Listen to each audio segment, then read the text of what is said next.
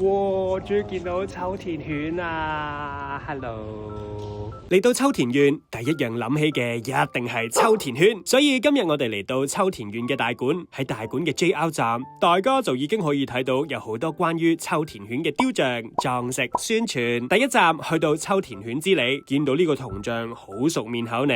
其實正係涉谷站嘅忠犬八公，當時忠犬八公出身於秋田縣大館市嘅一個農場，嗱話明係秋田犬嘅原產地，當然可以接觸下秋田犬啦。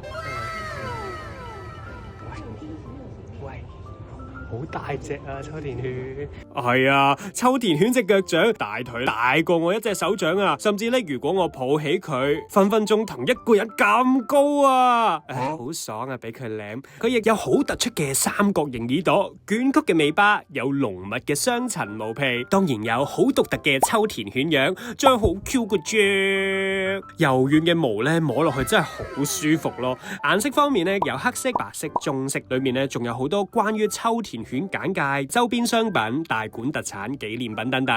終於攬到秋田犬啦！我要帶佢返香港。飛機好似香港。